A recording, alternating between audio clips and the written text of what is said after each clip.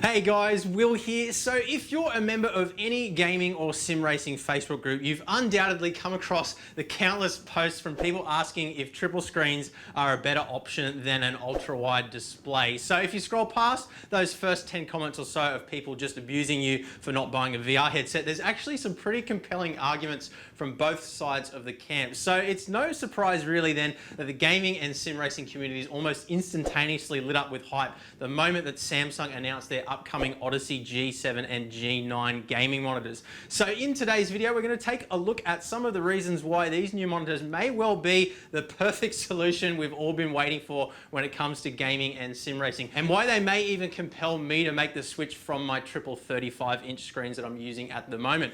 So the first thing that we need to understand here is that as of the time of making this video at least, curved ultra-wide panels generally have a radius designation of 1800R, meaning that the curve is optimized for a viewing distance of 1.8 meters. But in most gaming and sim racing scenarios in particular, we're sitting at a distance of closer to about 1 meter. And this means that as we look to the sides, we're inherently looking further away, which in turn provides us with a distorted perspective and reduces the immersion. So on a triple monitor setup with the side screen set to an angle of about 45 degrees, the same viewing distance will be maintained regardless of where you're looking on the screen. So for example, provided that your field of view is set correctly, your side mirrors would be positioned at the side of you exactly as they are in a real car. And while this can be compensated for to some extent with adjustments to the field of view and projection correction, the result is a less immersive overall experience. So of course there are some advantages to single large panels over multiple panels, such as ease of setup, eliminating the bezels,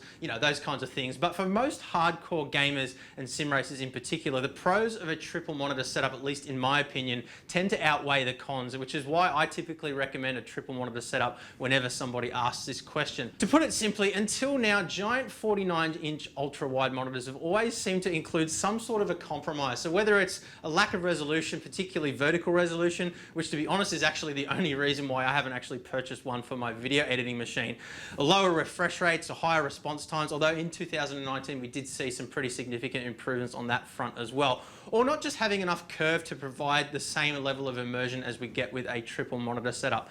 So why are these new Samsung Odyssey monitors exciting, and why are they any different? So firstly, they offer a far more aggressive curvature radius from the typical 1800R that we're all used to, all the way down to 1000R. So this means that they're optimized for viewing at a distance of just 1 meter, which is pretty much exactly where the majority of us have our monitors positioned for gaming as well as sim racing. So this means that for the very first time, the monitor will genuinely wrap around the user all the way into their peripheral vision whilst maintaining the same viewing distance throughout the entire radius. And this is a huge deal, as it means for the first time we're able to achieve the same or close to the same level of immersion as we were previously able to have with triple screens, but without the annoying bezels, the multiple display cables, having to deal with buggy surround software or dealing with things like bezel correction. So in my case, I'm currently using three 35-inch ultra-wide monitors with a total combined resolution of 10320 by 1440. And while the Samsung G9 will reduce the horizontal resolution to a little over half that at 5120 by 1440, frankly, the triple 35s are a little bit wider than they actually really need to be. And a quick sit in my rig confirms that the G9, in theory, should just about fill my peripheral vision without the PC needing to drive all those extra pixels that I'm not really paying attention to most of the time anyway, and aren't really adding any extra level of immersion. So cutting the resolution down by almost half will result in a far greater frame rate, which brings us to some of the other specs of this new monitor. So the G9 boasts a response time of 1 millisecond, and while the response time definitely should not be confused with the input lag, and we've talked about that in previous videos, it's still about as good as it gets by today's standards. And I'm sure that given these monitors are specifically targeted at the gaming and sim racing community, overall the input lag should be the lowest on the market. So next on the spec sheet we have a refresh rate of 240 Hz, and while honestly this probably exceeds our brain's ability to actually interpret, we may as well make sure we're taking full advantage of all those extra frames that are saved by not driving those big triple screens. So they're also NVIDIA G-Sync as well, well as adaptive sync compatible via the DisplayPort 1.4 protocol. So even if you can't reach 240 frames per second, you should still have a great experience with no screen tearing or anything like that. So of course, another thing that is vitally important for gaming and of course sim racing as well is image quality. And these monitors, at least on paper,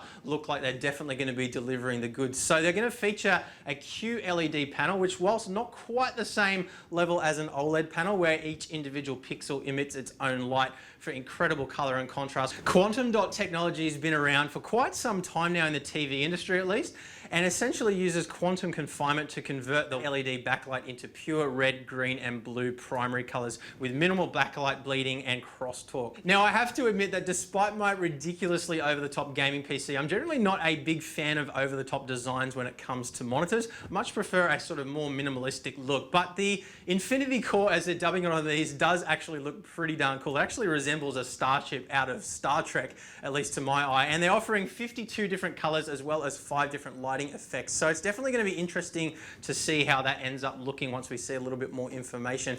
And another point to note there, just quickly while we're talking about the back of the monitors as well, is there hasn't been any mention of a VESA mounting solution just yet, but I'm sure that's something that we'll see more information about pretty soon. So for those that do still want to run triple monitors as well, there were 2 other models as well that were announced at CES, the G7 32-inch and 27-inch models as well, and those are both also going to have that 1000R radius as well, so they should be absolutely perfect for running triple monitors. As I've mentioned in some of my videos previously, the 1800R monitors that I'm running at the moment, you really don't benefit anything from using curved over flat panels, so yeah, it's definitely going to be really interesting to see how those go in a triple screen solution. So anyway, I just wanted to give you guys a really quick rundown on these new Samsung Ultrawide gaming monitors and why I'm personally really excited about them. I'll be doing my best to get my hands on one as soon as possible to review for you guys, so if you would like to see that happen, please give this video a big thumbs up, and if you're not already subscribed, please make sure you do so you don't miss any future videos.